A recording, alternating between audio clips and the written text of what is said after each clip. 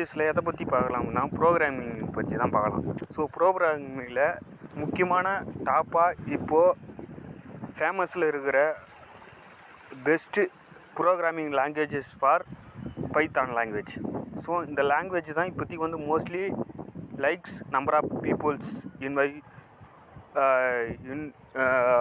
ID கம்பெனிக்கு போகிறதா இருந்தாலும் சரி, எதுவாக இருந்தாலும் சரி, நிறைய பேர் கற்றுக்கிற லாங்குவேஜ் பெஸ்ட் லாங்குவேஜ்னு பார்த்தா பைத்தான் லாங்குவேஜ் தான். ஸோ ஓகே, அதை பைத்தான் லாங்குவேஜை பற்றி நம்ம சொல்லியாச்சு. ஓகே, அதனுடைய இன்ட்ரோ கொடுத்தாச்சு. இப்போ அதுக்கப்புறம் நம்ம இந்த வீடியோஸில் நம்ம எதை பற்றி பார்க்க போகிறோம் பார்த்தீங்கன்னா, பைத்தானில் வேரியபிளை எப்படி க்ரியேட் பண்ணோம். ஸோ பேசிக்காக ஒரு compiler can I open now. Okay, இப்போது ஹவு டு ரன் இதை பற்றி நம்ம இந்த வீடியோஸில் பார்க்கலாம். நான் already open some kind of compilers. Okay, just I write the code and after you after run the compile the program you can see. Okay, just I already have done. Okay, just இப்போ நான் வந்து type பண்ண போகிறேன். என்ன எழுத போகிறேன்னா, இப்போ variables create பண்ண போகிறேன். அதுக்கு வந்து நீடட் 2 வேரியபிள்ஸ் வேல்யூ தேவை. அது என்னென்ன வேல்யூனா, எக்ஸுன்ற ஒரு இன்புட் வேல்யூ, ஒய்ன்ற ஒரு இன்புட் வேல்யூ.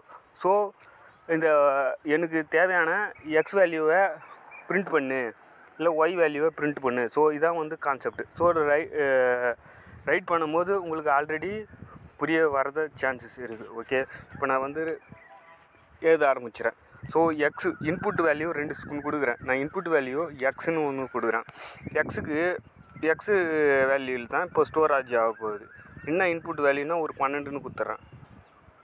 ஓகே, அதுக்கப்புறம் ஒய்ன்ற ஒரு storage value, storage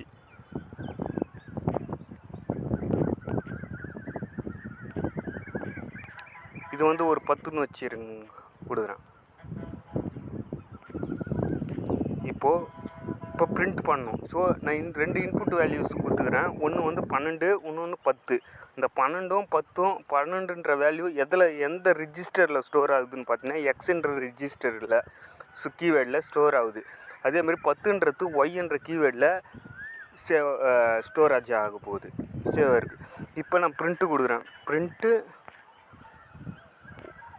open bracket close bracket, அதுக்குள்ளே என்ன வேல்யூனா எக்ஸ் வேல்யூவை பிரிண்ட் பண்ணணுமா ஒய் வேல்யூ பிரிண்ட் பண்ணணுமான்னு சொல்லிட்டு நம்ம இங்கே மென்ஷன் பண்ணணும். ஸோ எக்ஸ்ன்னு கொடுத்துறேன்.